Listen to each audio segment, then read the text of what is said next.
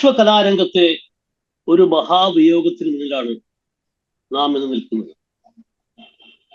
തബല മാന്ത്രികൻ എന്ന് ലോകം മുഴുവൻ വിശേഷിപ്പിച്ച, താളവാദ്യങ്ങളിൽ എന്തെങ്കിലും താല്പര്യമുള്ള എല്ലാ മനുഷ്യരുടെയും ആത്മാവിനെയും ഹൃദയത്തെയും തൊട്ടുറിഞ്ഞ സക്കീർ ഹുസൈന്റെ 73-ാം വയസ്സിലെ അകാല മരണം എന്ന് തന്നെ വിളിക്കാവുന്ന വിയോഗത്തിനുണ്ട്. നമുക്കറിയാം, ജീവിതത്തിന്റെ വ്യത്യസ്ത തലങ്ങളിൽ കലയുടെയും സാമൂഹിക ജീവിതത്തിന്റെയും സാംസ്കാരിക ജീവിതത്തിന്റെയും ഒക്കെ വ്യത്യസ്ത തലങ്ങളിലുള്ള ലക്ഷക്കണക്കിന് ആൾക്കാരെ സ്പർശിച്ച കലയും ജീവിതവുമായിരുന്നു സക്കീർ ഹുസൈൻ്റെ. ആ ജീവിതത്തിലേക്ക് ഇന്ന് അദ്ദേഹത്തിന്റെ വിയോഗത്തിന്റെ മുന്നിൽ നിന്ന് തിരിഞ്ഞു നോക്കാൻ നമ്മോടൊപ്പം രണ്ട് വിശിഷ്ട വ്യക്തിത്വങ്ങളുണ്ട്. രണ്ടുപേരും സക്കീർ ഹുസൈന്റെ വാദ്യങ്ങളെയും സക്കീർ ഹുസൈന്റെ സംഗീതത്തെയും അദ്ദേഹത്തിന്റെ ജീവിതത്തെയും വളരെ അടുത്തു നിന്ന് ഒരു സൂക്ഷ്മദർശിനി വെച്ചിട്ടെന്ന പോലെ കണ്ടവർ. അടിസ്ഥാനപരമായി രാഷ്ട്രീയ നേതാവാണെങ്കിലും കലയുടെയും സാഹിത്യത്തിന്റെയും സംസ്കാരത്തിന്റെയും വളരെ ആഴത്തിലുള്ള വഴികൾ കണ്ടെത്തിയ communist party of India Marxist polit bureau member MA baby, പിന്നെ മുംബൈ ആസ്ഥാനമാക്കി പ്രവർത്തിക്കുന്ന സാംസ്കാരിക പ്രവർത്തകനും ആർട്ട് ക്യൂറേറ്ററും പ്രത്യേകിച്ചും താളവാദ്യങ്ങളുടെ കാര്യത്തിൽ വളരെ ശ്രദ്ധേയമായ താല്പര്യമെടുക്കുകയും ഗവേഷണം നടത്തുകയും ചെയ്യുന്ന KL രാമചന്ദ്രൻ.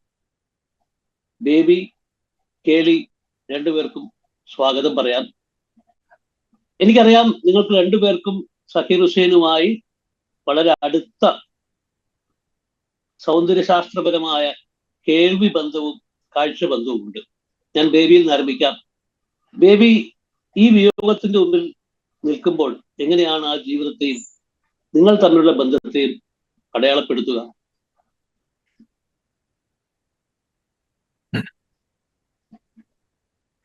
നമുക്കൊരിക്കലും പൊരുത്തപ്പെടാൻ കഴിയാത്ത ചില സംഭവങ്ങൾ നമ്മുടെ മേൽ വന്ന് പതിക്കാം.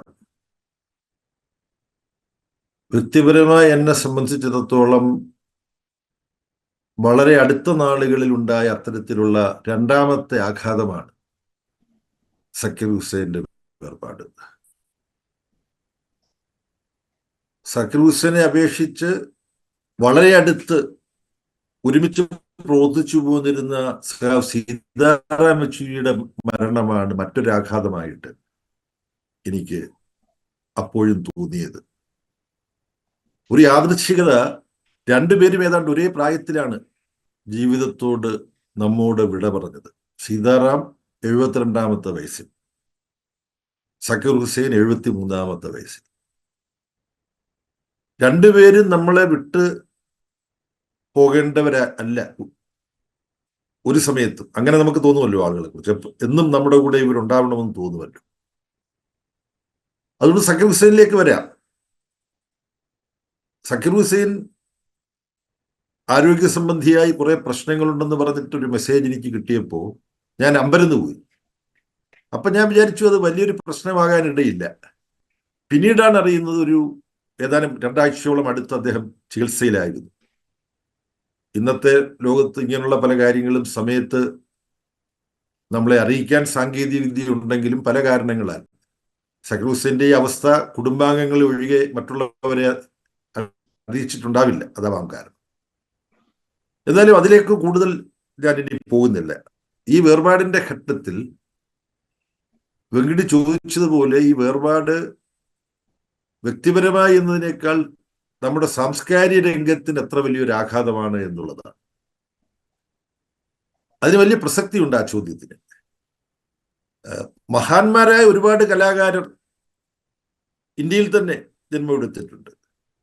ഇപ്പൊ അർഹമായ പ്രശസ്തി കിട്ടിയിട്ടില്ലാത്ത അന്നപൂർണാദേവി നമ്മളെ വിട്ടുപിരിഞ്ഞു. അലാവുദ്ദീൻ ഖാന്റെ മകള്, രവിശങ്കറിന്റെ ആദ്യ ഭാര്യ. പണ്ഡിറ്റ് രവിശങ്കർ മരിച്ചു, അലി അക്ബർ ഖാൻ മരിച്ചു. അങ്ങനെ ഓരോരുത്തരുടെ, ബിസ്മില്ലാ ഖാൻ, ഭീംസൻ ജോഷി, ഇവരുടെയൊക്കെ മരണം വലിയ നഷ്ടം തന്നെയാണ്. പക്ഷെ ഇവരിൽ നിന്നും സക്കീർ ഹുസൈനെ വേർതിരിച്ച് നിർത്തുന്ന ഒരു ഘടകം ആ നിരയിൽപ്പെട്ട തൻ്റെ സംഗീത മേഖലയിൽ എവറസ്റ്റ് കീഴടക്കിയവരാണ് ഇവരെല്ലാം. സക്കീർ ഹുസൈനും അക്കൂട്ടത്തിൽപ്പെട്ട ആളാണ്. പക്ഷെ അദ്ദേഹം സമൂഹത്തെ സൂക്ഷ്മമായി നോക്കിക്കണ്ടിരുന്നു കലാകാരൻ എന്ന നിലയിൽ പ്രവർത്തിക്കുമ്പോൾ തന്നെ. രണ്ട്, തൻ്റെ മേഖലയിലേക്ക് മാത്രം ഒതുങ്ങാതെ മറ്റ് കലാവിഷ്കാരങ്ങളുമായിട്ടുള്ള വിനിമയവും സഹകരണവും ആവശ്യമാണ്. അത് സർഗാത്മകമായി സാധ്യമാക്കാൻ താൻ മുതിരണം. ജോർജ് ഹാരിസനുമായിട്ട് അതല്ലെങ്കിൽ പാശ്ചാത്യ സംഗീത മേഖലയിൽപ്പെട്ട പരീക്ഷണങ്ങളുമായി സഹകരിക്കാൻ ഇന്ത്യയിലെ മറ്റു കലാകാരരെ കൂടി, വിക്കുവിനായ റാവിനെ പോലുള്ളവരെ കൂടി അതിൽ പങ്കാളികളാക്കാൻ, ഇതിലെല്ലാമുള്ള അദ്ദേഹത്തിന്റെ സന്നദ്ധത. ചലച്ചിത്ര താരമാകാനുള്ള സന്നദ്ധത, നായകനൊന്നുമായിട്ടല്ലെങ്കിൽ പോലും. നമ്മുടെ ഷാജിയുടെ ഒരു സിനിമയ്ക്ക് അദ്ദേഹം സംഗീതം, പശ്ചാത്തല സംഗീതം കൊണ്ട് പല പല പല സിനിമകളുടെയും പിന്നിൽ അദ്ദേഹം പ്രവർത്തിച്ചിട്ടുണ്ട്. അപ്പം ബഹുമാധ്യമങ്ങളിൽ, വ്യത്യസ്ത മാധ്യമങ്ങളിൽ പ്രവർത്തിക്കാൻ തയ്യാറാവുക എന്നുള്ളത് പ്രധാനമാണ്. രണ്ട്, തബല എന്ന വാദ്യോപകരണത്തിന് ഇപ്പം നമ്മുടെ ശിവകുമാർ ശർമ്മയെ കുറിച്ച് സന്തൂരിനെ ഒരു ശാസ്ത്രീയ സംഗീത വാദ്യോപകരണമാണ്. മാൻഡോലിൻ ശ്രീനിവാസൻ മാൻഡോലിനെ പാശ്ചാത്യ സംഗീതോപകരണം എന്നിടത്ത് നിന്ന് കർണാടക സംഗീതോപകരണമാക്കി മാറ്റി. ഷെഹനായി എന്ന് പറയുന്നത് മരണസമയത്ത് വായിച്ചിരുന്ന വാദ്യമാണെങ്കിൽ അത് ശാസ്ത്രീയ സംഗീതത്തിന് സാധ്യമാണെന്ന് ബിസ്മില്ലാ ഖാൻ തെളിയിച്ചു എന്ന് പറയുന്നത് പോലെ തബല സ്വതന്ത്രമായി നിൽക്കാൻ കഴിയുന്ന ഒരു സംഗീത ഉപകരണമായി, വാദ്യോപകരണം, ഒരു താളോപകരണം മാത്രമല്ല, രാഗം തബലയിൽ വായിക്കാൻ പറ്റുമോ എന്ന് പോലും സക്കീർ ഹുസൈൻ പരീക്ഷിച്ചിട്ടുണ്ട് എന്ന് നമുക്ക് പറയാം. ഇതിനോടൊപ്പം ഞാൻ ബാക്കിയുള്ളവരും കൂടെ പറയണമെന്നുള്ളത് കൊണ്ട് എൻ്റെ മനസ്സിലേക്ക് ഒരുപാട് അനുഭവങ്ങൾ തള്ളിക്കയറി വരുന്നു. അതെല്ലാം ഞാൻ പറയാൻ ഒരുപെടുന്നില്ല. കാര്യം രാമേന്ദ്രൻ്റെ മറ്റുള്ളവരും കൂടി സംസാരിക്കണമെന്നുള്ളതാണ്. അദ്ദേഹത്തിന്റെ സാമൂഹ്യ പ്രതിബദ്ധത മറ്റു ചിലർ പറയുമോ എന്ന് എനിക്ക് സംശയമുള്ള ഒരു കാര്യമാണ്. വളരെ ക്രൂരമായി ഡൽഹിയിൽ വധിക്കപ്പെട്ട കലാകാരനാണ് സഫ്ദർ ഹാഷ്മി. ഞാൻ സക്കീർ ഹുസൈനുമായിട്ട് കൂടുതൽ എടുത്തത് സുരലയുടെ വേദിയിൽ വെച്ച് മാത്രമല്ല, സഹമത്തിന്റെ വേദിയിൽ വെച്ച് കൂടിയാണ്. സഫ്ദർ ഹാഷിം മെമ്മോറിയൽ ട്രസ്റ്റിന്റെ പരിപാടികൾക്ക് ദാസേട്ടൻ കേരളത്തിൽ അന്ന് പാടി സഫ്ദറിനോട് ഐക്യദാർഢ്യം പ്രകടിപ്പിച്ചു. അത് മലയാളികൾക്ക് അഭിമാനിക്കാം. സക്കീർ ഹുസൈൻ സഹമത്തിന്റെ എന്ത് പരിപാടിക്ക് നമ്മുടെ ഷബ്നം ഹാഷ്മി, ഷബ്നം ഒരു മെസ്സേജ് ഇട്ടാലും വരും. യഥാർത്ഥത്തിൽ ഡൽഹിയിൽ നടന്ന ഏറ്റവും വലിയൊരു താളവാദ്യ അന്യോന്യം എന്ന് പറയുന്നതാണ് ശരി, യുഗൽബന്ദി എന്ന് പറയുന്നത് അല്ലാതെ എനിക്ക് തോന്നുന്നു. ആരൊക്കെ തമ്മിലുള്ളതാണ്? വിദ്വാൻ ഉമയാളൂരും ശിവരാമനും സക്കീർ ഹുസൈനും തമ്മിലുള്ളതാണ്. അതിനെക്കുറിച്ച് പറഞ്ഞിട്ട് എനിക്ക് തോന്നുന്നു ഒരു കാര്യം കൂടെ പറഞ്ഞിട്ട് ഞാൻ അവസാനിപ്പിക്കാം. ഇതിനകത്ത് ഏറ്റവും കൗതുകരമായ കാര്യം, പണ്ഡിറ്റ് രവിശങ്കർ ഒരുപാട് കാലം പുറത്തായിരിക്കുമല്ലോ. ഈ പരിപാടി മൗലങ്കർ ഹാളിലാണ് ഈ പരിപാടി സുരലയുടെ ആഭിമുഖ്യത്തിൽ വെച്ചിരുന്നത്. അന്ന് രാവിലെ എനിക്കൊരു ഫോൺ കോൾ ലഭിക്കുകയാണ് പണ്ഡിറ്റ് രവിശങ്കറിന്റെ. സ്നേഹപൂർവ്വം എന്നെ ശകാരിക്കുകയാണ്, ബേബി ഇതുപോലൊരു പരിപാടി വെച്ചിട്ട് സക്കീർ ഭായി എന്നാണ് പറഞ്ഞത്, സക്കീർ ഭായിയും ശിവരാമൻജിയും കൂടെയുള്ള പരിപാടി, എവിടെ എൻ്റെ ഇൻവിറ്റേഷൻ എന്നാണ് ചോദിക്കുന്നത്. അപ്പൊ ഞാൻ തമാശന് പറഞ്ഞു, ഒരാളെയും മൗലങ്കർ ഹാളിൽ പ്രവേശിപ്പിക്കുന്നില്ല, പണ്ഡിറ്റ്ജി വന്ന് കൂടെ എത്ര പേരെ വേണമെങ്കിലും കൂട്ടിക്കോ, ബാക്കി സ്ഥലം ഉണ്ടെങ്കിൽ വേറെ ആളെ അകത്തേ കടത്തുകയുള്ളൂ. നമുക്കറിയാവുന്ന രാഘവാർ മേനോൻ ഇതിനെക്കുറിച്ച് എഴുതിയത് ആ വർഷം 2 പ്രോഗ്രാം സുരലയെ നടത്തിയിരുന്നു. ഒന്ന് കിഷോരി അമോങ്കറും ബാലമുരളികൃഷ്ണയും കൂടെയുള്ള ഒരു അന്യോന്യം, അത് മൗലങ്കർ ഹാളിലാണ്. രാഘവാർ മേനോൻ അന്ന്, ഞാനൊന്നും സൂക്ഷിച്ചു വെച്ചിട്ടില്ല, പ്രസ് കട്ടിങ് സൂക്ഷിച്ചു വെക്കേണ്ടതായിരുന്നു. രാഘവാർ മേനോൻ എഴുതി ഡൽഹിയിലെ സംഗീത ജീവിതത്തിൽ നടന്ന അന്യാദൃശ്യമായ, യുണീക്ക് എന്നാണോ അദ്ദേഹം ഉപയോഗിച്ച് ഇംഗ്ലീഷ് വാക്ക് പെട്ടെന്ന് നമുക്കൊന്നും ഡിക്ഷണറി നോക്കേണ്ട വാക്കുകളാണ് അദ്ദേഹം പ്രയോഗിക്കുക. അങ്ങനെയാണ് സക്കീർ ഹുസൈനും ഉമയാൾപുരവും കൂടെയുള്ള പരിപാടിയെയും കിഷോരി അമോങ്കറും ബാലമുരളികൃഷ്ണയും കൂടെയുള്ള പരിപാടിയും എന്ന് അദ്ദേഹം വിശേഷിപ്പിച്ചത്. അത് കഴിഞ്ഞിട്ട് ഇവർ തമ്മിലുള്ള സൗഹൃദ പ്രകടനം ഉണ്ടായിരുന്നു. ഉമയാൾപുരവും സക്കീർ ഹുസൈൻ ഒരു താളം വായിച്ച് അവസാനിപ്പിക്കാനാണ് ഉദ്ദേശിച്ചത്. പക്ഷേ സ്റ്റേജിൽ വെച്ചിട്ട് ഉമയാൾപുരം പറഞ്ഞു നമുക്കൊന്നും കൂടെ ആകാമെന്നു. അപ്പം സക്കീർ ഇങ്ങനെ തൊഴുതിട്ട് പറഞ്ഞു, കാര്യം ഇവർ രണ്ടുപേരും മറ്റേയാളെ വെട്ടിലാക്കാനൊക്കെയുള്ള ശ്രമങ്ങൾ നടത്തുമല്ലോ, അപ്പൊ കർണാടക സംഗീതത്തിലെ താളപദ്ധതിയുമായിട്ട് പിടിച്ചു നിൽക്കാനൊക്കെ കുറച്ച് ബുദ്ധിമുട്ടാണ്. പക്ഷേ വേളപുരത്തിന് നിർബന്ധത്തിന് വഴങ്ങി. പുറത്തിറങ്ങി കുറേ സമയം സംസാരിച്ചു നിന്നു. വളരെ വൈകിട്ടാണ് തീർന്നത്. ആ ഹാളിന്റെ പുറത്ത് കുറച്ചുപേര് ആസ്വാദകരുണ്ട്. അപ്പൊ ഉമയാൾപുരജിയോട് ഇദ്ദേഹം പറഞ്ഞു, ആ ദൂസര താൽക്ക സജഷൻ ദിയ എന്ന് ഞാൻ ഹിന്ദി പറഞ്ഞ് ഇവരെ ചിരിപ്പിക്കുന്നില്ല. അത് ഞാൻ ഭയന്നാണ് ഞാൻ അതിൽ ചേർന്നതെന്ന് പറഞ്ഞു. അപ്പോ ഉമയാൾപുരം പറഞ്ഞൊരു സംഭവമുണ്ട്. പിന്നെ രാമായണത്തിൽ ബാലനായിരിക്കുന്ന രാമനോട് ഒരു രാക്ഷസനെ വധിക്കാൻ വേണ്ടി ഞങ്ങളുടെ കൂടെ വരണം എന്ന് പറഞ്ഞു. ഒരു കഥ ഉമയാൾപുരം പറഞ്ഞതാണ്. അപ്പൊ ബാലനായിട്ടൊരു രാമൻ പറയും, ഞാൻ ബാലനാണ്, മുതിർന്നവരുണ്ട് ഈ ജോലി ചെയ്യാൻ, അവരെ വിളിക്കൂ എന്ന് പറഞ്ഞപ്പോൾ അവര് പറഞ്ഞു, നിങ്ങൾക്ക് എന്തും ചെയ്യാൻ പറ്റും എന്ന് പറഞ്ഞ് രാമനെ കുറിച്ച് പറഞ്ഞു. ആ രാമനാണ് നിങ്ങൾ എന്നാണ് ഉമയാൾപുരം സാക്കിർ ഹുസൈനോട് പറഞ്ഞത്. വളരെ പെട്ടെന്ന് ഞാൻ പറഞ്ഞ് അവസാനിപ്പിക്കാം. ഒരു കാര്യം ചെയ്യാം, ഞാൻ കേളി രാമചന്ദ്രനിലേക്ക് ഒന്ന് പോയിട്ട് ഒരു ചെറിയ ബ്രേക്ക് എടുത്തിട്ട്. ഓക്കെ. ഞാൻ പറയാൻ ഉദ്ദേശിച്ചത് എന്താന്ന് പറഞ്ഞു വെക്കാം. മിത്രാങ് പങ്കെടുത്ത ഒരു പരിപാടിയുണ്ട് ഇവരുടെ, അതിനെ കുറിച്ചാണ് ഞാൻ ഇനി പറയുന്നത്.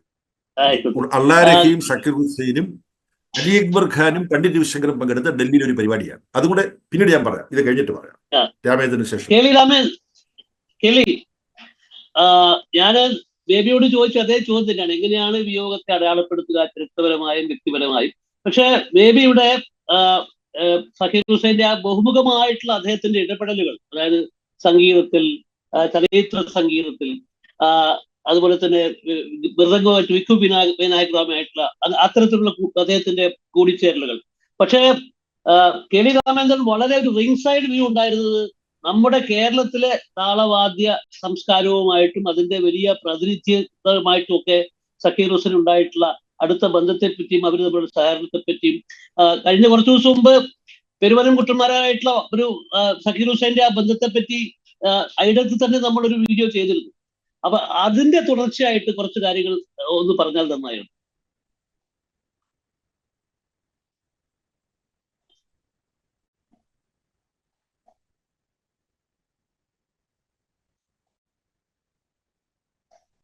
അങ്ങ് പറഞ്ഞ പോലെ ഈ കേളി എന്ന് പറയുന്നത് ഞാൻ പ്രവർത്തിക്കുന്ന സംഘടനയുടെ പേരാണ്. 99 ഞങ്ങളൊരു താളോത്സവം സംഘടിപ്പിച്ചു ബോംബെയിൽ വെച്ചിട്ട്.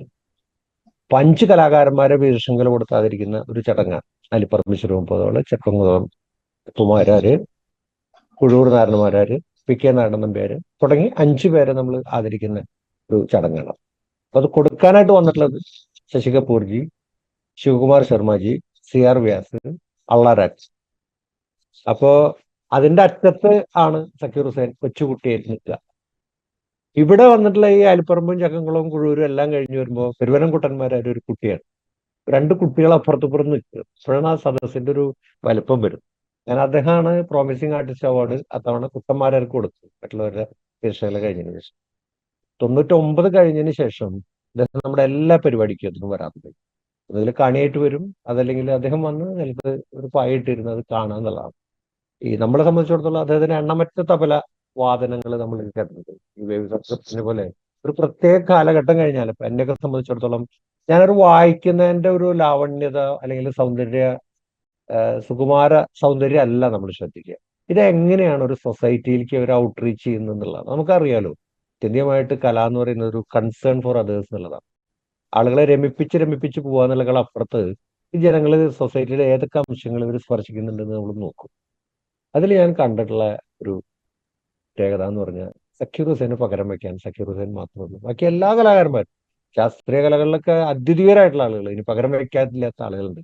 പക്ഷെ സക്കീർ ഹുസൈൻ തന്റെ വേദിയിലിരിക്കുന്ന ഓരോ ആളുകളെ അദ്ദേഹം അഡ്രസ് ചെയ്യും. തന്റെ കൂടെ വായിക്കുന്ന ഓരോ വാദ്യങ്ങളെ അദ്ദേഹം അഡ്രസ് ചെയ്യും, ഓരോ കലാരൂപങ്ങളെ അഡ്രസ് ചെയ്യും. ഇതിനേക്കാളൊക്കെ പുറമെ ഇന്നത്തെ ഈ കൺസേർട്ട് എന്ത് ആശയമാണ് മുന്നോട്ട് വയ്ക്കുന്നത്? ഇപ്പൊ ബേബി സാർ പറഞ്ഞല്ലോ, ശബ്ദ രാഷ്മയുടെ എന്ന് പറഞ്ഞാൽ യുദ്ധവരുത് എന്നാണ് പോയിന്റ് എന്ന് വെച്ചാൽ അതിനെ അടിസ്ഥാനപ്പെടുത്തിയിട്ടായിരിക്കും അദ്ദേഹത്തിന് അന്നത്തെ കച്ചേരി എന്നുള്ളതാണ്. പറഞ്ഞു പഠിപ്പിക്കുന്ന കാര്യമില്ല. അദ്ദേഹം പറയുമ്പോൾ അത് കക്ഷി രാഷ്ട്രീയമായിട്ടോ ആരെയും ഹർട്ട് ചെയ്യാതെ അതിനൊരു ഫിലോസഫി ആയിട്ട് പറയാൻ അദ്ദേഹത്തിന് പറ്റും എന്നുള്ളതാണ് അതിന്റെ ഏറ്റവും വലിയൊരു പ്രത്യേകത. അപ്പൊ നമ്മൾ അദ്ദേഹത്തിന്റെ ആദ്യത്തെ കച്ചേരി 3 കച്ചേരിയാണ് നമ്മൾ മെയിൻ ആയിട്ട് അദ്ദേഹത്തിന്റെ ഹോസ്റ്റ് ചെയ്തത്. അപ്പൊ ആദ്യത്തെ കച്ചേരി നമ്മൾ ഹോസ്റ്റ് ചെയ്യുന്ന ബോംബെയിലെ ടെററിസ്റ്റ് അറ്റാക്ക് കഴിഞ്ഞിട്ടുള്ള ആ വർഷമാണ്.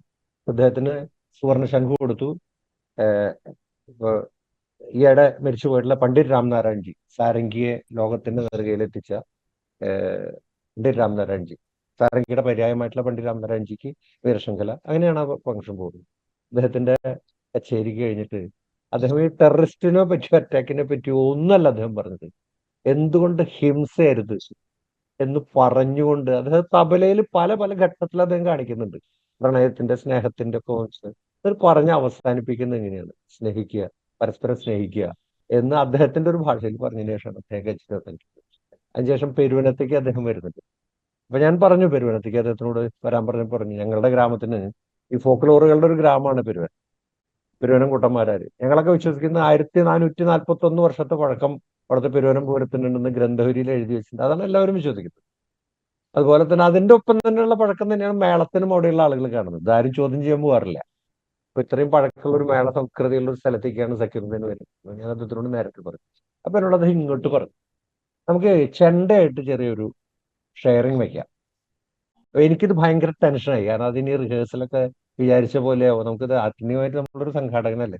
അപ്പൊ പറഞ്ഞു ആ കുഴപ്പമില്ല, നമുക്ക് ചെയ്യാമെന്ന്. അപ്പൊ ഞാൻ നോക്കുമ്പോൾ ഒരു റിഹേഴ്സലിനായിട്ടുള്ള സാധ്യതയുള്ളൂ, അത് ഒരു ദിവസം മുമ്പല്ലേ വരുള്ളൂ. അത് ചെയ്യാം, നമുക്കൊരു കുഴപ്പമില്ല. അങ്ങനെ ഇവിടുന്ന് വരുമ്പോ തന്നെ നമ്മളതൊരു വലിയൊരു എഴുന്നള്ളിപ്പായിട്ട് കൊണ്ടുപോകുന്നുണ്ട്. അപ്പൊ ഫ്ലൈറ്റ് എടുക്കുന്ന പൈലറ്റിനെ വരെ നമ്മുടെ സുഹൃത്തിനെ കൊണ്ട് ഫ്ലൈറ്റ് എടുക്കാൻ പറഞ്ഞു. അപ്പൊ ഫ്ലൈറ്റിൽ ഇദ്ദേഹം കയറിയിരിക്കുമ്പോ അദ്ദേഹം ചെന്നിട്ട് പറഞ്ഞു, ഞാനാണ് സാർ ഇന്ന് ഫ്ലൈറ്റ് എടുക്കുന്നത്. എന്റെ മദറിൻലോ രാധാ നമ്പൂതിരി നമ്മുടെ സാറിന്റെ ശിഷ്യയാണ്. സാറിന് ഫ്ലൈറ്റിൽ പ്രശ്നങ്ങളൊന്നും ഇല്ലാതിരിക്കാൻ പ്രത്യേകം ഞങ്ങൾ സംഘാടകർ പറഞ്ഞിട്ടുണ്ട്, പ്രത്യേകിച്ച് എന്റെ മദറിൻലോ. ഇങ്ങനെയാണ് അദ്ദേഹം വന്നിറങ്ങിയിട്ട് അദ്ദേഹം ആദ്യം തന്നെ ക്യാബിന്റെ അടുത്ത് പോയിട്ട് പൈലറ്റിനോട് പറഞ്ഞു, you kissed the earth beautifully എന്നാണ്, നിങ്ങൾ ഭൂമിയെ മനോഹരമായി ചുംബിച്ചു എന്ന് പറഞ്ഞിട്ടാണ് അദ്ദേഹം പുറത്തേക്ക് വരുന്നത്. അന്ന് അത് കഴിഞ്ഞിട്ട് ഒരൊറ്റ റിഹേഴ്സൽ ചെണ്ടയായിട്ട് മട്ടന്നൂർ ശങ്കരകുട്ടിമാരാണ്. അപ്പൊ ഇപ്പോഴും എനിക്കത് പറയുമ്പോ കണ്ണു നിറഞ്ഞു പോകും. മട്ടന്നൂർ ശങ്കരകുട്ടിമാരെ കാണുന്ന സമയത്ത് ഇദ്ദേഹത്തിന്റെ ഒരു ആദരവുണ്ട്.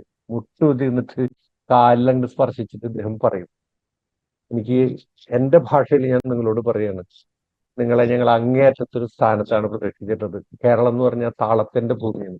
ഇന്ത്യയിലെ എല്ലാ സ്ഥലത്തും സംഗീതം വികസിച്ചപ്പോൾ കേരളത്തിൽ വികസിച്ചത് താളാണ്. ഞാൻ പ്രതിനിധീകരിക്കുന്ന മ്യൂസിക് ഫ്രറ്റേണിറ്റിയുടെ എല്ലാവരുടെയും ആദരം എന്ന് പറഞ്ഞിട്ട് ഇദ്ദേഹത്തിന്റെ കയ്യിൽ ഒരു ചെറിയ ചെപ്പ് പോലെ ഉണ്ട്. അതിൽ അള്ളാഹുവിന്റെ ചിത്രം ഒട്ടിച്ചിട്ടുണ്ട്. അത് കാണിച്ചു കൊടുത്തു. This my father. എല്ലാവർക്കും അറിയാം. എന്നാലും പറയുമ്പോ അത് ശങ്കരേട്ടൻ മട്ടന്നൂർ പെട്ടെന്ന് വികാരാധീനാവുന്ന ആളാണ്.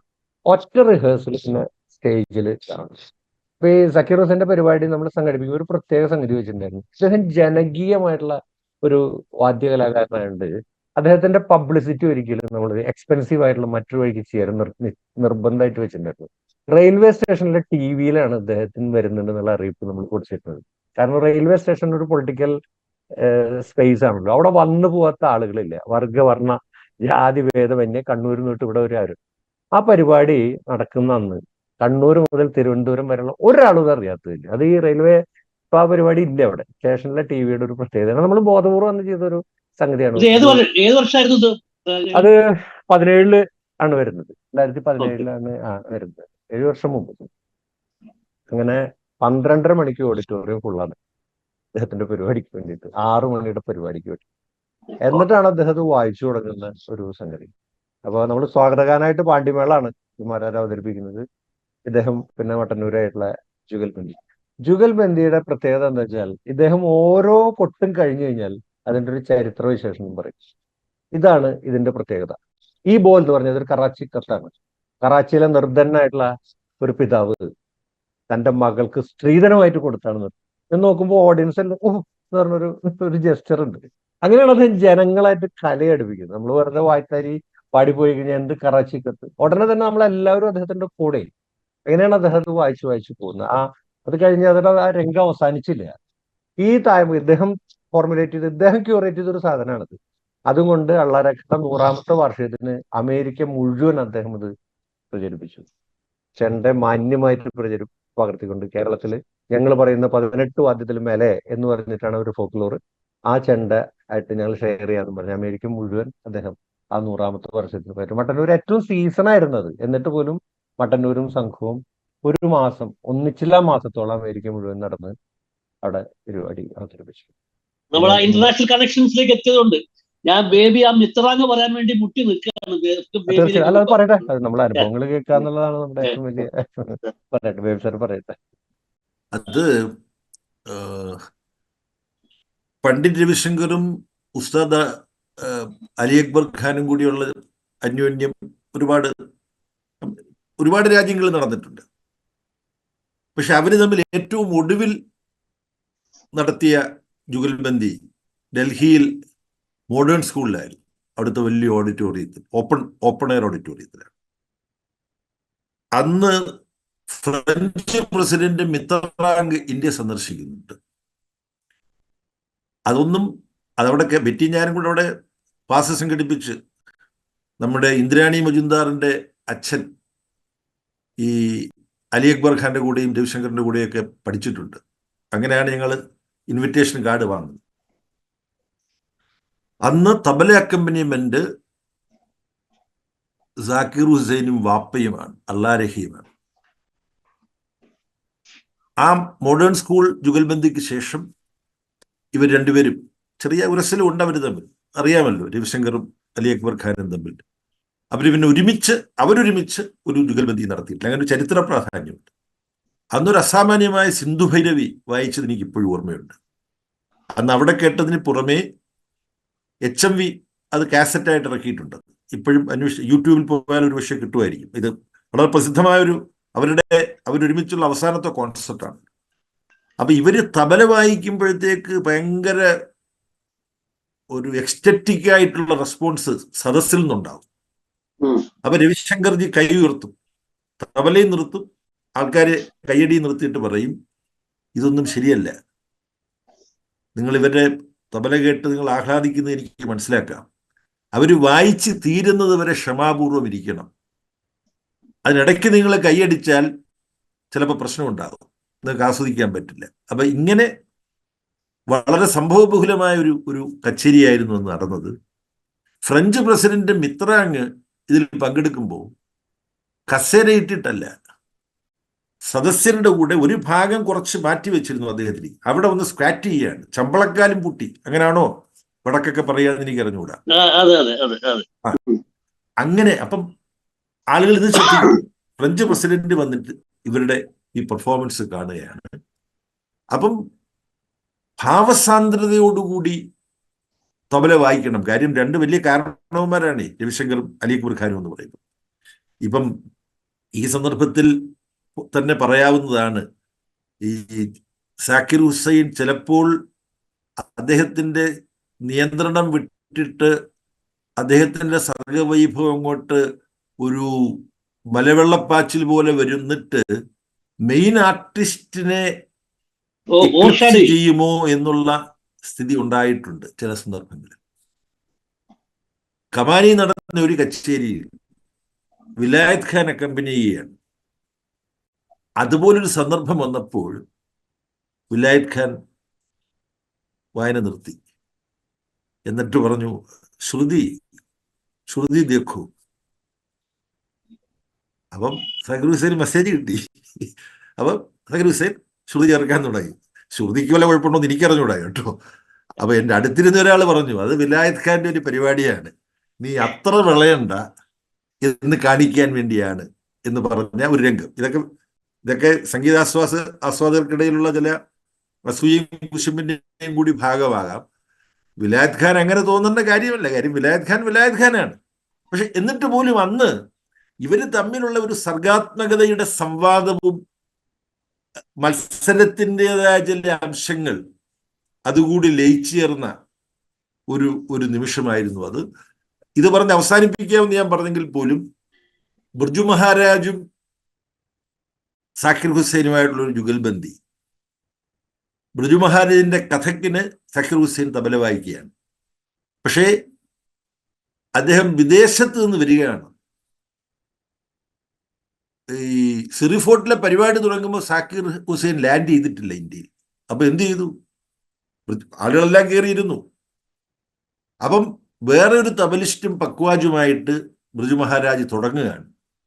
അരമണിക്കൂർ കഴിഞ്ഞപ്പോൾ സാക്കിർ ഹുസൈൻ എയർപോർട്ടിൽ നിന്ന് നേരെ ഈ സിറിഫോർട്ടിലെത്തി വായിക്കുകയാണ്. അപ്പൊ വളരെ സാഹസികമായ ഒരു സർഗജീവിതമാണ് സാക്കിർ ഹുസൈൻ നിർവഹിച്ചിരുന്നത്.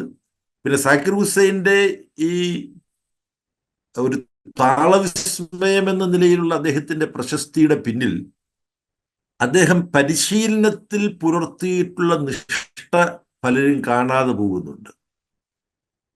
അള്ളാരഹയുടെ മകനും ശിഷ്യനും എന്നുള്ള നിലയിൽ അള്ളാരഹ മറ്റു ശിഷ്യന്മാരെക്കാളും കഠിനമായിട്ടാണ് സാക്കിർ ഹുസൈനെ പരിശീലിപ്പിച്ചിരുന്നത്. അദ്ദേഹം വളരെ ഭംഗിയായിട്ട് പെർഫോം ചെയ്യുമ്പോഴും പോരാ, നീ ശരിയായിട്ടില്ല, ഇനിയും ശരിയാകണം എന്ന് പറയുന്ന അനുഭവമാണ് ഉണ്ടായിരുന്നതെന്ന് ഞാൻ പറഞ്ഞു കേട്ടിട്ടുണ്ട്. അപ്പം എൻ്റെ മകൻ നന്നായിട്ട് പെർഫോം ചെയ്യുമ്പോൾ ഉടനെ അങ്ങ് പ്രോത്സാഹിപ്പിച്ചാൽ എല്ലാം തികഞ്ഞു എന്നുള്ള ബോധത്തിലേക്ക് അയാൾ പോകും. അപ്പം സക്കീർ ഹുസൈനെ ആദരിക്കുമ്പോൾ നമ്മൾ അള്ളാരഹയെയും ആദരിക്കണം. കാരണം വളരെ നിഷ്ഠയുള്ള ഒരു ശിഷ്യനായി അച്ഛന്റെ മകൻ എന്ന നിലയിൽ പെട്ടെന്ന് കിട്ടാവുന്ന പ്രശസ്തിയുടെ പിന്നിൽ ഈ ശാസ്ത്രീയ സംഗീതത്തിന്റെ ഗരിമ മുഴുവൻ ഉൾക്കൊള്ളാനുള്ള ത്യാഗസന്നദ്ധതയും ക്ഷമയും സക്കീർ ഹുസൈൻ കാണിക്കാതെ പോകരുത് എന്ന ചിന്ത അള്ളാരഹ ഖാൻ ഉണ്ടായിരുന്നു എന്നുള്ളതും ഈ സന്ദർഭത്തിൽ ഞാൻ ഓർക്കുകയാണ്. നമുക്ക് ഈ അച്ഛനും മകനും ഗുരുവും ശിഷ്യനും തമ്മിലുള്ള ബന്ധത്തെ പറ്റി ബേബി വളരെ ഹൃദയസ്പർക്കായി ഇവിടെ സംസാരിക്കും. സക്കീർ ഹുസൈന്റെ ഒരുപാട് ശിഷ്യന്മാരെ കേളി അടുത്ത് കണ്ടിരിക്കാൻ സാധ്യതയുണ്ട്. അതോടൊപ്പം അതിനെക്കുറിച്ച് കേളിക്ക് അറിയാവുന്ന കുറച്ച് കാര്യങ്ങൾ നമ്മളോട് പങ്കുവെക്കണമെന്ന് അഭ്യർത്ഥിക്കുകയാണ്. ഏതൊക്കെ തരത്തിലാണ്, എവിടെയൊക്കെ വെച്ചാണ് ആ തരത്തിലുള്ള ഒരു ഇന്ററാക്ഷൻ, അത്തരത്തിലുള്ള ഒരു അവസരം താങ്കൾക്ക് ഉണ്ടായിട്ടുള്ളത് എന്ന് പറഞ്ഞാലും നന്നായി. ശരിക്ക് സക്കീർ ഹുസൈന്റെ ശിഷ്യന്മാരാണെന്ന് പറഞ്ഞ ഒരുപാട് ആളുകൾ നമ്മുടെ എല്ലാ പ്രോഗ്രാമിലും അദ്ദേഹത്തിന്റെ കൂടെ വരാറുണ്ട്. ഞാൻ ആദരവോട് കൂടിയിട്ടും കൗതുകത്തോട് കൂടിയിട്ടും അതിനേക്കാൾ ഉപരിയായിട്ട് ഭാഗ്യമാണല്ലോ അദ്ദേഹത്തിന്റെ ശിഷ്യനാവുന്നത്. പക്ഷെ എൻ്റെ ഒരു നിരീക്ഷണത്തില് ഈ കാലം തെറ്റി വന്ന്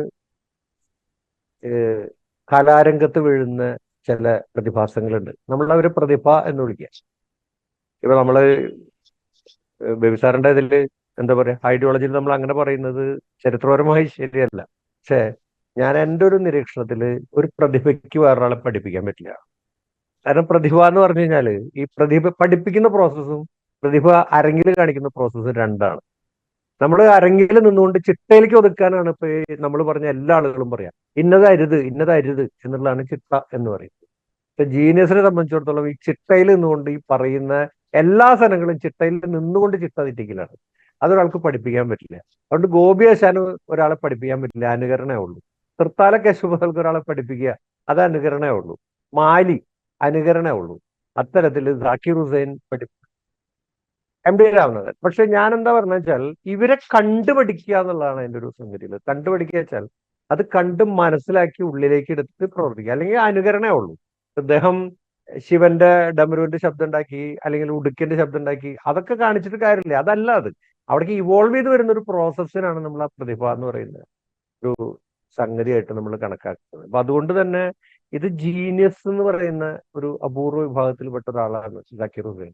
പക്ഷെ സാധാരണ ജീനിയസുകളെല്ലാം, ഇപ്പൊ ഞാൻ ബേബി സാറിനോട് പറയേണ്ട കാര്യമില്ല, എന്നെക്കാൾ മുമ്പ് സംഘാടന രംഗത്ത് വരികയും നിരവധി താളം തെറ്റിയ പ്രതിഭകളെ കൈകാര്യം ചെയ്തിട്ടുള്ള ഒരാളാണ്. പക്ഷെ ജീനിയസുകളെ കൈകാര്യം ചെയ്യാൻ വളരെ ബുദ്ധിമുട്ടാണ്. ചിലപ്പോൾ ജീനിയസുകളുടെ ലോകത്തിൽ ജീനിയസുകൾ മാത്രമേ ഉള്ളൂ. നമ്മുടെ കാലത്തിലല്ല, ഒരു അപ്പുറത്തുള്ള കാലത്തിലാണ് ജീവിക്കുന്നത്. അപ്പൊ മാലിയൊക്കെ പറ്റിയുള്ള വിഖ്യാതമായിട്ടുള്ള കഥ ഉണ്ടല്ലോ, കമാനിയിൽ പ്രോഗ്രാം ഫിക്സ് ചെയ്തിട്ട് അദ്ദേഹം ഫ്ലൈറ്റ് കയറും മറ്റേതിലേക്ക് പോയി. കാരണം അദ്ദേഹത്തിന് ചില പ്രത്യേകതയുണ്ട്. അന്നത്തെ ദിവസം ഫ്ലൂട്ടിൽ ശ്രുതി ചേർന്നില്ലെങ്കിൽ അദ്ദേഹത്തിന് വായിക്കാൻ പറ്റില്ല. കാരണം സാധാരണ ഒരു മ്യൂസീഷ്യന്റെ ശ്രുതിബോധത്തിനേക്കാൾ ഒരുപാട് അപ്പുറത്താണ് അദ്ദേഹത്തിന്റെ ശ്രുതിബോധം. അപ്പൊ അന്നത് വായിച്ച് വായിച്ച് ഊതി ഊതി ഊതി നോക്കി ശരിയായില്ല എന്ന് കണ്ട് ഇന്ന് എനിക്ക് വായിക്കാൻ പറ്റില്ല എന്ന് പറഞ്ഞു പോകുന്ന ആളാണ്. ഇപ്പൊ ഗോപിയാശാൻ നമ്മൾ ഗോപിയാശാൻ ജീവിച്ചിരിക്കുമ്പോൾ ദൂഷണമായിട്ട് പറയുന്നതല്ല, എങ്കിൽ തന്നെ ഗോപിയാശാൻ വിചാരിച്ചാൽ പോലും ഗോപിയാശാന്റെ ഒരു അരങ്ങ് ഗോപിയാശാനെ നേരെയാക്കാൻ പറ്റില്ല. ഇത് മറ്റെന്തോ പ്രതിഭാസമാണ്. അതുപോലെ കേശവ പൊതുവാൾ. പക്ഷേ സാക്കിർ ഹുസൈൻ അങ്ങനെയല്ല. പ്രതിഭയായിട്ട് തുടരുന്ന സമയത്തും എല്ലാത്തിനോടും റെസ്പോൺസിബിൾ ആണ്. ഓഡിയൻസിനോട് റെസ്പോൺസിബിൾ ആണ്, പ്രത്യേകിച്ച് സംഘാടകരോട് റെസ്പോൺസിബിൾ ആണ്. അത് ജീവിതത്തിൽ മറക്കാനാവാത്ത ഒരു സംഗതിയാണ്. ഞാനൊരു മിനിറ്റും കൂടി എനിക്ക് തരണം. കാരണം ഈ ഒരു പ്രതിഭകൾ സംഘാടകരോട് ഒരു തരം ആർദ്രത അല്ലെങ്കിൽ എമ്പതി പുലർത്തുന്നത് വളരെ റയറാണ് സംഘാടന ചരിത്രം. അപ്പോ ഈ കേളിയുടെ ഇതിൽ അദ്ദേഹം വന്ന് അദ്ദേഹത്തിനെ ആദ്യമായിട്ട് ആദരിക്കുന്ന സമയത്ത് തന്നെ ഞാൻ ചോദിച്ചു, നമ്മൾ എന്താണ് അങ്ങേക്ക് എങ്ങനെയാണ് ഞാൻ കാണേണ്ടത്? ഇല്ലില്ല. നിങ്ങൾ റിഥം കമ്മ്യൂണിറ്റിക്ക് നിങ്ങൾ ചെയ്യുന്ന കാര്യത്തിനുള്ള എൻ്റെ ഐക്യദാർഢ്യമാണ് അത് എന്ന് പറഞ്ഞു. മരിക്കുന്നവരെ 10 പൈസ പ്രതിഫലം നമ്മളുടെ കയ്യിൽ നിന്ന് അദ്ദേഹം വാങ്ങിയിട്ടുണ്ട്. അപ്പൊ അത് വിചാരിച്ചിട്ട് നമ്മൾ തരാക്കല്ല ചെയ്യുക. അതിനേക്കാൾ വില കൂടിയ പാരിതോഷികങ്ങൾ അല്ലെങ്കിൽ നമ്മൾ ഒരു പുരസ്കാരം അദ്ദേഹത്തിന് കൊടുത്തു. പക്ഷേ 15 വർഷം മുമ്പ് ഒരു സംഘാടന എന്നുള്ള എനിക്ക് ടൂർണമെന്റ് സർക്കിൾ സംഘടന ഏതാണ്ട് അവസാനിച്ച പോലെ. കാരണം ഇപ്പൊ എല്ലാവരോടും ചോദിച്ചാൽ അറിയാം, ഇത്രയും സ്വാധീനം അല്ലെങ്കിൽ കോണ്ടാക്ട് ഉള്ള ബേബി സാറിന് പോലും അറിയാം ഒരു പെർഫോമിംഗ് ആർട്സ് എങ്ങനെയാണ് ഒരു നഗരത്തിൽ കൊണ്ടുനടക്കുക. നടക്കില്ല അത്. 15 വർഷം മുമ്പ് ഞാനത് അവസാനിപ്പിച്ചു. അതെനിക്കിനി മുന്നോട്ട് പോകാൻ പറ്റില്ല. അതായത് നമ്മുടെ വീട്ടിലുള്ള അവസാനത്തെ സ്വർണ്ണപ്പൊടിയും ബാങ്കിലിരിക്കുന്നു. 1 ലക്ഷം പോലും ഇന്ന് വരെ എൻ്റെ ബാങ്കിൽ അക്കൗണ്ടിൽ വന്നിട്ടില്ല. അങ്ങനെ വരുന്ന സമയത്ത് ഇത് കൂട്ടുകയാണത്. ഞാൻ പുറത്തു മാറി ഒരു കല്ലിൽ ഇങ്ങനെ നിരാശയായിട്ടിരിക്കുകയാണ്. കേരളയുടെ അവസാനത്തെ പരിപാടിയാണ്, ഇതിന് മുന്നോട്ട് പോവില്ല. പരിപാടി അവിടെ നടന്നുകൊണ്ടിരിക്കുന്നു. ഞാൻ നിരാശയായിട്ട് ഒരു ഇരുട്ടത്ത് ഒരു ഷെയ്ഡ് വെറ്റിയിരിക്കുന്നു. അപ്പൊ അങ്ങനെ ഇരിക്കുമ്പോ സക്കീർ ഹുസൈൻ പുറത്തേക്ക് വന്നു. അദ്ദേഹം പരിപാടി കേൾക്കാൻ ഇരിക്കുന്നുണ്ട്. നിലത്ത് താഴെ മറ്റേ ബേബി സാർ പറഞ്ഞ പോലെ ചമ്പ്രപ്പിടി ഇട്ടിരുന്ന അദ്ദേഹം പരിപാടി കാണുന്നുണ്ട്. അദ്ദേഹം ഇങ്ങനെ എണീറ്റ് വന്നു. എന്നാൽ സഞ്ജന പറഞ്ഞു, വൈ ആർ സിറ്റിംഗ് ഹിയർ എന്ന് ചോദിച്ചു. ഞാൻ ഒന്നും മിണ്ടിയില്ല. അപ്പൊ സഞ്ജന പറഞ്ഞു, അയാൾ സാഡാണ്, അയാൾ അവസാനത്തെ പരിപാടി ഒന്ന് പ്രഖ്യാപിച്ചിട്ടാണ് ഇരിക്കുന്നത്, ഞാൻ എൻ്റെ കഴിവനുസരിച്ച് പറഞ്ഞു. അപ്പോൾ അദ്ദേഹം പിടിച്ച് എഴുന്നേൽപ്പിച്ചിട്ട് പറഞ്ഞേ, money should not be a limiting factor for any dream എന്നാണ്. പൈസ ഒരിക്കലും ഒന്നിൻ്റെയും ലിമിറ്റിംഗ് ഫാക്ടർ ആവും, പ്രത്യേകിച്ച് സ്വപ്നങ്ങളുടെ. എന്നിട്ട് എന്നെ അങ്ങനെ ചേർത്ത് പിടിച്ചിട്ട് പുറത്ത് 2 തട്ടിട്ട് ഐ ആം വിത്ത് യു എന്ന് പറയും. നമ്മൾ അദ്ദേഹത്തിന്റെ പരിപാടി കഴിഞ്ഞവണ ഹോസ്റ്റ് ചെയ്ത് ഡിസംബർ 13 കഴിഞ്ഞ വർഷമാണ്. അദ്ദേഹം ആ വാക്ക് പാലിച്ചു. അപ്പൊ എനിക്കും അത് പാലിക്കണം. അതായത് എൻ്റെ കൊക്കിൽ ജീവനുള്ളിടത്തോളം ഈ ഓർഗനൈസേഷൻ മുന്നോട്ട് കൊണ്ടുപോകണം. കാരണം ഇത്തരത്തിലുള്ള ഒരു മനുഷ്യൻ പറയുന്ന ഒരു വാക്കിന് നമ്മൾ കൊടുക്കേണ്ട ചില അർത്ഥങ്ങളുണ്ട് അതിനകത്ത്. അപ്പൊ ആ വാക്ക് ഭയങ്കര, അത് ചെറിയ ആളല്ല പറയുന്നത്. കലയുടെ പര്യായമായിട്ട് ഇന്ത്യയിൽ നടന്ന മിക്ക പരിപാടിയും എന്നെ പോലെ പ്രതിഫലം വായിക്കാണ്ട് നടത്തുന്ന പരിപാടികളാണ്. പഴയ കണക്ഷന്റെ പുറത്ത്, കുട്ടിക്കാലത്ത് കളിച്ചു വളർന്നതിന് പുറത്ത്, അള്ളാരയ്ക്ക് വേണ്ടി ഇന്ന സഹായങ്ങൾ ചെയ്തിട്ടുള്ള ആള് അങ്ങനെയാണ് ചെയ്തത്.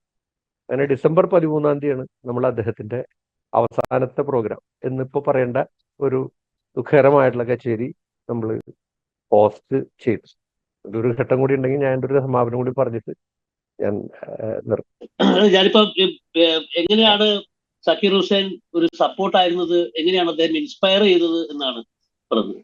ബേബിക്ക് സമാനമായ രീതിയിലുള്ള ഇൻസ്പിറേഷൻസ് അല്ലെങ്കിൽ അത്തരത്തിലുള്ള സഹായങ്ങൾ വല്ലതും സക്കീർ ഹുസൈന്റെ ഭാഗത്തുണ്ടായിട്ടുണ്ടോ? മഹാന്മാരായ കലാകാരന്മാർ കേളി രാമേന്ദ്രൻ പറഞ്ഞതുപോലെ പെരുമാറുന്നവരാണ്. അത് സക്കീർ ഹുസൈൻ്റെ അനുഭവം എനിക്കുണ്ട്. കാരണം ഞാൻ ഈ പറഞ്ഞല്ലോ നേരത്തെ, പണ്ഡിറ്റ് രവിശങ്കർ എനിക്ക് സീറ്റുണ്ടോ എന്ന് വിളിച്ച് എന്നോട് ചോദിച്ച മൗലങ്കറിലെ പരിപാടി, സ്വർലയുടെ പരിപാടി, അതിന് ഈ കലാകാരർ അവരുടെ പ്രതിഫലം കൊണ്ടുകൂടി ജീവിക്കുന്നവരാണെന്നുള്ളത് കൊണ്ട് സൗജന്യമായ പരിപാടിക്ക് ഒരിക്കലും സ്വർലയ്ക്ക് സാമ്പത്തിക ശേഷി ഇല്ലെങ്കിൽ പോലും ടോക്കണായിട്ട് റെമ്യൂണറേഷനെങ്കിലും കൊടുക്കും. ഈ പരിപാടി നടന്നപ്പോൾ 10,000 രൂപ എന്ന് പറയുന്നത് ഒരു വലിയ തുകയല്ല, ചെറിയ തുകയുമല്ല. പക്ഷെ അന്ന് സക്കീർ ഹുസൈൻ പല ലക്ഷങ്ങളാണ് വാങ്ങിക്കുന്നത്, അതറിയാം. ഇപ്പൊ പല ലക്ഷങ്ങൾ വാങ്ങിക്കുന്ന ആ സമയത്താണ്. അപ്പം അന്ന് യഥാർത്ഥത്തിൽ സക്കീറിനോട് സംസാരിച്ചത് ഷബ്നമാണ്, ഷബ്നം ഹാഷ്മിയാണ്. ഞങ്ങൾ തമ്മിലുള്ള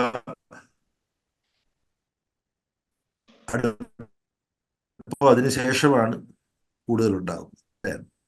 The organization also is doing some good work. Why should they pay എന്നൊക്കെ പറഞ്ഞു. അപ്പോൾ ഇത് ശബനം പറഞ്ഞപ്പോൾ ഞാൻ പറഞ്ഞത് അതല്ല, നമ്മൾ എന്തെങ്കിലും കൊടുക്കണം, ഒരു 10,000 രൂപ നമ്മൾ കൊടുക്കാം. അപ്പം ഇത് പറഞ്ഞ് നിർബന്ധിച്ചപ്പോൾ ഹി അക്സെപ്റ്റഡ് ഇറ്റ്. വേണ്ട എന്ന് പറഞ്ഞിട്ട് ഇത് അദ്ദേഹം അക്സെപ്റ്റ് ചെയ്യാനുണ്ടായത്. പണ്ഡിറ്റ് രവിശങ്കർ കലാമണ്ഡലത്തിൽ ഒരു പൈസയും വാങ്ങാതെ വന്ന് പെർഫോം ചെയ്തു. ഇനി വെങ്കടിക്ക് പറയാവുന്ന നമ്മുടെ ഉമയാൾപുരം ശിവരാമൻ, അദ്ദേഹത്തിന്റെ പരിപാടിക്ക് വിളിക്കുമ്പോൾ അദ്ദേഹം ഒരു ചോദ്യം ചോദിക്കും, baby this program is on Swaralaya terms or otherwise. Swaralaya terms എന്ന് പറഞ്ഞാൽ പരിപാടി അവതരിപ്പിച്ചിട്ട് മടങ്ങി പൊയ്ക്കൊള്ളുക, പ്രതിഫലമൊന്നും ഉണ്ടാവില്ല. അപ്പോ നമ്മൾ ഈ കലയോടുള്ള നമ്മുടെ സ്നേഹവും താല്പര്യവും കൊണ്ടാണ് പ്രവർത്തിക്കുന്നതെന്ന് സക്കീർ ഭായിക്ക് മനസ്സിലായാൽ അവരോടെല്ലാം ഇപ്പൊ കേളി രാമേന്ദ്രൻ ഉണ്ടായ അനുഭവം പോലെ തന്നെ സുരലയ്ക്കും അതേ അനുഭവം തന്നെയാണ് ഉള്ളത്. മറ്റു പലരും ഇത് പറഞ്ഞു കേട്ടിട്ടുണ്ട്. ഈ ഘട്ടത്തിൽ മല്ലികാർജുൻ മൻസൂറിന്റെ ഒരു ഉദാഹരണം പറയുന്നത് നല്ലതാണ്. അദ്ദേഹത്തിന്റെ ഒരു ശിഷ്യനാണ് എന്നോട്, കാളിദാസാണ്, ജയസ്വാമിനാഥന്റെ മകൻ കാളിദാസ്. ഇന്ത്യ ടുഡേയിൽ മ്യൂസിക് റിവ്യൂ ഒക്കെ എഴുതിയിരുന്ന ആളാണ്. അപ്പം സുരലയെ തുടങ്ങുമ്പോൾ കാളിദാസ് വൈസ് പ്രസിഡന്റ് ആയിരുന്നു. അപ്പൊ കാളിദാസ് പറഞ്ഞതാണ്, മല്ലികാർജുൻ മൻസൂറിന്റെ ഒരു പരിപാടിക്ക് അദ്ദേഹത്തെ ബുക്ക് ചെയ്തവർ പൈസ ഇടനിലെ നിന്നിട്ട് പൈസ വാങ്ങി അത് മുഴുവൻ അദ്ദേഹത്തിന് കൊടുത്തില്ല. അത് മനസ്സിലായി. അപ്പോ സംഘാടകരും വേണ്ട പോലെ മല്ലികാർജുൻ മൻസൂറിനെ പരിഗണിച്ചില്ല. ഇപ്പൊ കച്ചേരിയുടെ ഇടവേളയ്ക്ക് പുള്ളി ബീഡി വലിച്ചിട്ടിരിക്കുകയാണ്. അപ്പം ആളുകളുടെ അതിഭയങ്കരമായ പ്രതികരണമായിരുന്നു, ആസ്വാദനമായിരുന്നു. മല്ലികാർജുൻ മൻസൂർ അങ്ങോട്ട് ശരിയായ ഭാവത്തിലാണ്.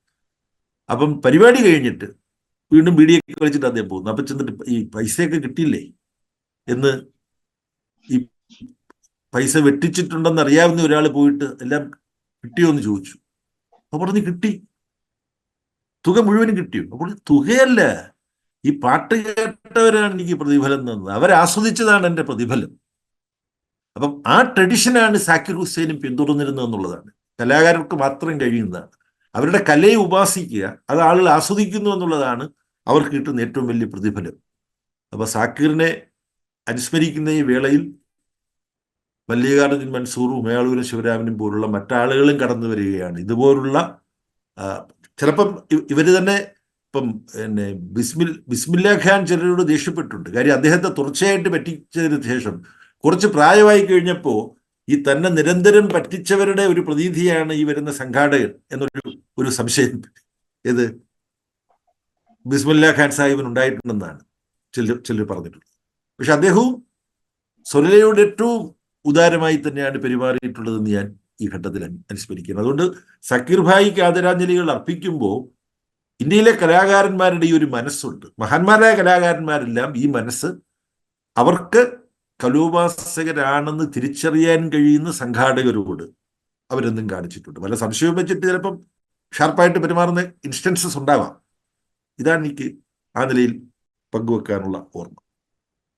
അത് ശരിയാണ്. ഇപ്പൊ നമ്മൾ ഈ വിയോഗത്തിന്റെ മുമ്പിൽ വളരെ സാരമായ ദുഃഖത്തിന്റെ ഒരു അവസ്ഥയിലാണ് നമ്മൾ നിൽക്കുന്നതിൽ പോലും അദ്ദേഹത്തിന്റെ കലാസമതിയെ പറ്റിയും കലാജീവിതത്തെ പറ്റിയും വ്യക്തി ജീവിതത്തെ പറ്റിയും അദ്ദേഹത്തിന്റെ ആ ജീനിയസിന്റെ മാനങ്ങളെ പറ്റിയൊക്കെ ആലോചിക്കുമ്പോൾ നമ്മുടെ അകത്തു നിന്ന് ഒരു സവിശേഷമായ സൗന്ദര്യശാസ്ത്രപരമായ ഒരു സന്തോഷം അല്ലെങ്കിൽ ഒരു ആഹ്ലാദം കൂടി പുറത്തേക്ക് വരുന്നുണ്ട്. അതുകൊണ്ടാണ് ഈ ഒരു ഒബിച്വറി എന്ന മട്ടിലുള്ള ഈ സംഭാഷണത്തിൽ പോലും നമ്മൾ പല കാര്യങ്ങളും ഓർമ്മിക്കുമ്പോൾ നമ്മൾ സന്തോഷിക്കുന്നത്, ആഹ്ലാദിക്കുന്നത്, ചിരിക്കുന്നത്. അപ്പോ കേളിക്കും അവസാനമായിട്ട് അദ്ദേഹത്തിന്റെ ഒരു കാര്യം കൂടെ പറയാനുണ്ടെന്ന് പറഞ്ഞു. അപ്പൊ കേളി ഒന്ന് അതുകൂടെ പറഞ്ഞാൽ നന്നായിരുന്നു. ശരിക്കും ഒരു വർഷം മുമ്പ്, കറക്റ്റ് ഏതാണ്ട് ഒരു വർഷം മുമ്പ്, ഡിസംബർ 13 കേളിയുടെ അദ്ദേഹത്തിന്റെ ലൈഫ് ടൈം അച്ചീവ്മെന്റ് അവാർഡ് കൊടുത്ത പ്രൊഫസറായിരുന്നു. അപ്പൊ റിയാസ് കോമുവാണ് അദ്ദേഹത്തിന്റെ ലൈഫ് ടൈം അച്ചീവ്മെന്റ് ശില്പം രൂപകൽപ്പന ചെയ്തത്. അദ്ദേഹത്തിന്റെ വേദിയിലേക്ക് ആനയിച്ചത് റിയാസും റസൂലും കൂടിയിട്ടാണ് വേദിയിലേക്ക് ആനയിച്ചത്. അങ്ങനെ ആസ് യൂഷ്വൽ അവിടെ വന്ന് ആ വേദിയിൽ വെച്ചിട്ട് അദ്ദേഹം വിളക്ക് കൊളുത്തുന്നുണ്ട്. അന്നപൂർണാദേവിയുടെ മുമ്പിലായിരുന്നു ആ ഫെസ്റ്റിവൽ സീരീസ് സമ്മർ. മുട്ടുകുത്തി നിന്നിട്ടാണ് അദ്ദേഹം വിളക്ക് കൊളുത്തുന്നത്. ഈ മുട്ടുകുത്തി നിന്ന് വിളക്ക് കൊളുത്തുന്ന മറ്റൊരു സംഗീതത്തിന് ഞാൻ എന്റെ ജീവിതത്തിൽ ഇന്ന് വരെ കണ്ടിട്ടില്ല. എത്രയോ കലാകാരന്മാരെ മുമ്പ് കണ്ടിട്ടുണ്ട്. അത് കഴിഞ്ഞ് ആ വേദിയിൽ നടക്കുന്ന ചില കാര്യങ്ങളുണ്ട്. അതില് പലതും ചെയ്ത കൂട്ടത്തില് ഒന്ന് ആകാശ എയർലൈൻസിൽ അതിനു മുമ്പത്തെ തവണ സുകന്യ രാംഗോപാൽ വന്ന് പോയപ്പോൾ അവരുടെ ഘടത്തിന് ലഗേജ് വാങ്ങിച്ചില്ല ആ എയർലൈൻസ്. അപ്പൊ ഞാൻ അദ്ദേഹത്തിനോട് നേരത്തെ അത് പറഞ്ഞിരുന്നു, ഇങ്ങനെ അവർ വന്നിട്ടുണ്ട്, അവരുടെ സിഇഒനെ വിളിച്ചിട്ട് ഒരു പൂച്ചണ്ട് കൊടുക്കണം, കാരണം അത് വലിയ കാര്യമില്ല. അപ്പൊ അവർ പറഞ്ഞു ഇതൊരു ലഗേജ് എന്ന് പറഞ്ഞ മ്യൂസിക് ഇൻസ്ട്രുമെന്റ് ആണ്, ഡിവൈൻ ആണ്, ഇതിന് പൈസ വാങ്ങിക്കരുത് എന്ന് പറഞ്ഞിട്ടാണ് നമ്മൾ ചെയ്തത്. അപ്പൊ അവര് നമ്മൾ വിളിച്ച് അത് കഴിഞ്ഞ് അദ്ദേഹം ഇവരെ വിളിച്ച് സുകന്യ രാംഗോപാലിന്റെ ഈ സംഗതി സിറ്റുവേഷൻ വിശദീകരിച്ചതിന് ശേഷം അവരെ വിളിച്ചു. അവരാ സിഇഒവിനെ അഭിസംബോധന ചെയ്ത ഒരു രീതിയുണ്ട്. അങ്ങോട്ട് വിനീതനായി തൊഴുത് എന്നിട്ട് അദ്ദേഹം പറഞ്ഞു, നിങ്ങൾ ചെയ്ത ജസ്റ്റർ ഞങ്ങൾക്ക് മുഴുവൻ മ്യൂസിക് ഫ്രാറ്റേണിറ്റിക്കും ആദരവ് നിങ്ങളോട് തോന്നിപ്പിക്കുന്ന ഒരു സംഗതിയാണ്. ഇത് ഇന്ത്യയിൽ ഒതുങ്ങി നിൽക്കരുത്, ഇത് ലോകം മുഴുവനുള്ള സന്ദേശമാണ്. ഒരു മ്യൂസിക് ഇൻസ്ട്രുമെന്റ് എന്ന് പറഞ്ഞ ഒരു ലഗേജ് അല്ല എന്ന് നിങ്ങൾ പറഞ്ഞത് സാമ്പത്തികമായി ഏറെ ഒന്നും നന്നല്ലാതെ എയർലൈൻസ് നിൽക്കുന്ന ഒരു സമയത്തായിരുന്നു എന്നുള്ളത് നിങ്ങളുടെ മഹത്വം കൂട്ടുന്നു. നിങ്ങളുടെ എയർലൈൻസ് ഒരിക്കലും പരാജയപ്പെടില്ല, ഉയരങ്ങളിലേക്ക് പോകുന്നത്. ആ സ്ത്രീ അത് പറയുമ്പോൾ ഇപ്പോഴും ഇന്ന് കാലത്ത് തന്നെ വിളിച്ചിട്ട് ഇന്നും കൂടി അത് അവരുടെ CEO അത് പറഞ്ഞ് കരഞ്ഞു. അത് കഴിഞ്ഞ് കുട്ടന്മാരാരുടെ 70ാം പിറന്നാളാണ് അന്ന് യാദൃച്ഛികമായിട്ട്. കുട്ടന്മാരാരെ പിന്നിൽ നിന്നാണ് അദ്ദേഹം പൊന്നാട അണിയിക്കുക, മുന്നിൽ നിന്നല്ല. അദ്ദേഹം പിന്നിൽ നിന്ന് ഈ ഇദ്ദേഹത്തിന് മുന്നിലേക്ക് നിർത്തിയിട്ടാണ് പൊന്നാട അണിയിക്കുക. പൊന്നാട അണിയിച്ചതിന് ശേഷം ഒരു ചേർത്ത് പിടിക്കലുണ്ട്. 70ാമത്തെ പിറന്നാളാണ് കുട്ടന്മാരാര്. അദ്ദേഹത്തിനെ 20 വയസ്സായ ഒരു ഘട്ടത്തിൽ കൊണ്ട് നിർത്തിയിട്ട് ആ പിടുത്തം അദ്ദേഹം വിടുള്ളൂ എന്നുള്ളതാണ്. ഇത് ഓഡിയൻസ് മുഴുവൻ എൻജോയ് ചെയ്യുന്നുണ്ട്. ഓഡിയൻസിൽ കോർപ്പറേറ്റ് സ്റ്റേജിൽ ഇരിക്കുന്നുണ്ടായിരുന്നു LIC. അയാൾ പറയാണ്, ഞാൻ ജീവിതത്തിൽ ആദ്യമായിട്ടാണ് ഒരു ഫംഗ്ഷൻ, ഇനോവറൽ ഫംഗ്ഷൻ അവസാനിക്കരുത് എന്ന് പ്രാർത്ഥിക്കുന്ന ഒരു സംഗതി. സെറ്റ് ഡിസൈൻ ചെയ്ത കൃഷ്ണദാസ് കടവനാടുണ്ട്. ഇദ്ദേഹത്തിനെ വിളിച്ചിട്ട് ഇങ്ങനെ കൈ പിടിച്ചിങ്ങോട്ട് ചേർത്ത് കൊണ്ടുവന്നിട്ട് പിന്നീന്ന് ചേർത്തിട്ട് പറഞ്ഞു, മനോഹരമായ സെറ്റ്, ഞാൻ ഇതുവരെ ഇങ്ങനത്തെ ഒരു സെറ്റിൽ വായിച്ചിട്ടില്ല. അപ്പൊ അവരൊക്കെ സംബന്ധിച്ചിടത്തോളം സിനിമാ സെറ്റിന് പോവുകയും ഇതുപോലെ കൃത്യമായിട്ട് പ്രതിഫലം കിട്ടാതെയൊക്കെ പോകുന്ന സമയത്ത് അതിന്റെ എസ്തെറ്റിക്സ് അപ്രീഷിയേറ്റ് ചെയ്യുമെന്ന് പറയുന്നത് ഇപ്പൊ കൃഷ്ണദാസ് ഇന്ന് കാലത്ത് വിളിച്ച് കരഞ്ഞിട്ടാണ് എന്നെ വിളിക്കുന്നത്. ഇതും കഴിഞ്ഞ അവസാനം നമ്മളപ്പോ അന്നപൂർണയെ പറ്റിയൊക്കെ വായിക്കുന്നുണ്ട്. കച്ചേരി എല്ലാം കഴിഞ്ഞു, തബല മടക്കാൻ പോവാണ്. കഴിഞ്ഞു, തബല മൂടി വന്നതിന് മുമ്പ് 1 മിനിറ്റ് എന്ന് പറഞ്ഞിട്ട് അദ്ദേഹം പറയാണ്, അന്നപൂർണാദേവിയെ പറ്റി അദ്ദേഹം ഒരു 3 മിനിറ്റ് തികച്ചെടുക്കാത്തൊരു അനുസ്മരണം നടത്തി. Once Mrs Ravishankar. എങ്ങനെയാണ് അത് അന്നപൂർണ എൻ്റെ ഒരു വൈകാരിക ഇതും കൂടിയാണ്. അന്നപൂർണയുടെ അത് കഴിഞ്ഞ ശേഷം രവിശങ്കറിന്റെ പരിപാടി കേൾക്കാൻ പോകാറില്ല. അത്രയ്ക്കൊരു ടോക്സിക് ആയിട്ട് എനിക്ക് അദ്ദേഹത്തിനോടൊരു ഈ പ്രത്യേകിച്ച് ഈ പാട്രിയാർക്കിയായിട്ട് സംബന്ധിച്ചിട്ടുള്ള സിദ്ധാന്തങ്ങളൊക്കെ കൂടുതൽ നമ്മുടെ പ്രചാരത്തിൽ വന്നോട് കൂടിയിട്ട് ആ പാട്രിയാർക്കിയുടെ കൂടുതൽ നമ്മൾ ഹോണ്ട് ചെയ്യാൻ തുടങ്ങി. അവരടയാളപ്പെടുന്നത് ഹരിപ്രസാദ് ചൗരാസിയ, വിജയറാവ് റാവു, ഷമി മുഹമ്മദ് ഖാൻ തുടങ്ങിയ മഹാരഥന്മാരുടെ കലാവിന്യാസത്തിൽ കൂടിയാണ് അന്നപൂർണാദേവി അടയാളപ്പെടുന്നത്. അങ്ങനെയാണ് ആ പരിചയപ്പെടുത്തലിന്റെ രീതി കൂടും. അങ്ങനെ അന്നപൂർണ ഗംഭീരമായിട്ട് പരിചയപ്പെടുത്തിയതിന് ശേഷം അദ്ദേഹം ഈ തബലയുടെ മൂടി പറഞ്ഞു, നൗ നെക്സ്റ്റ് ടൈം. ആ നെക്സ്റ്റ് ടൈം ഒരിക്കലും വന്നില്ല എന്നുള്ളതാണ്. കൃത്യം 1 വർഷം എന്ന് പറഞ്ഞാൽ ഡിസംബർ 13, ഡിസംബർ 16. അതെ, കറക്റ്റ് 3. അപ്പൊ നമുക്കറിയാം, അപ്പൊ ബേബിയും കേളിയും അതുപോലെ തന്നെ സക്കീർ ഹുസൈന്റെ ജീവിതത്തെയും കലയും ആസ്വദിച്ച, അതിനെ അടുത്തറിഞ്ഞ ആൾക്കാരോട് സംസാരിക്കാൻ തുടങ്ങിക്കഴിഞ്ഞാൽ ഒരുപക്ഷെ ദിവസങ്ങളോളം നമുക്ക് സംസാരിച്ചുകൊണ്ടിരിക്കാൻ പറ്റും. നമുക്ക് ഒരേ സമയം ആഹ്ലാദവും അതോടൊപ്പം നമ്മുടെ സങ്കടവും ഒക്കെ കടന്നു വരുന്ന ഒരുപാട് അനുഭവങ്ങൾ വിവരിക്കാനുണ്ടാവും. അത് മാത്രമല്ല സാറേ, ഞാനൊരു കാര്യം കൂടി, ബേബി സാറിന് വരുന്നു എന്നുള്ളതാണ് എനിക്ക് കൂടുതൽ. സൂമേറ്റിൽ ഞാൻ അത്ര മിടുക്കനല്ല, ഞാൻ ഈ ടെക്നോളജി ആയിട്ട് അങ്ങനെ പോരുന്നു. ബേബി സാർ എന്ന് പറഞ്ഞാൽ ഈ സക്കീർ ഹുസൈന്റെ കഥ പറഞ്ഞ പോലെ അദ്ദേഹത്തിന്റെ ഒരു ഇടപെടൽ കൊണ്ടൊരു സംഭവം ഉണ്ടാവും. 2 പ്രവാസികൾ കേരളത്തിൽ പോയിട്ട് പിന്നാലെ തുടങ്ങിയിട്ട് സമൂഹം മുഴുവൻ ആക്രമിച്ചപ്പോ ബേബി സാറിന്റെ ഒറ്റ വാചകത്തിലാണ് ആ 2 കുട്ടികൾ ആ യുദ്ധത്തിനെ അതിജീവിച്ചത്. ഇന്ന് പിന്നാലെ ലോക വ്യവഹാരമായി, പലരും അത് ഏറ്റെടുത്തു. പലതരത്തിൽ ട്രാൻസ്ഫോർമേഷൻ വന്നാലും അന്ന് ബേബി സാർ ആ കൊടുങ്കാറ്റിനെ അദ്ദേഹത്തിന്റെ ഒരു തന്ത്രം കൊണ്ടും ഇച്ഛാശക്തി കൊണ്ടും പിടിച്ച് നിർത്തിയില്ലായിരുന്നെങ്കിൽ ആദ്യത്തെ ബിനാലയിൽ തന്നെ അത് ഭ്രൂണഹത്യ നടത്തപ്പെടുമായിരുന്നു. അപ്പോ ബേബി സാറ് കലയിൽ ഇടപെടുന്നതിന് ചരിത്രപരമായിട്ടുള്ള ചില പ്രസക്തികളുണ്ട്. അദ്ദേഹത്തിന്റെ മുഖത്ത് നോക്കി പറയേണ്ട ഒരു സംഗതി അല്ല, എങ്കിലും ഞാൻ പറയാണ്.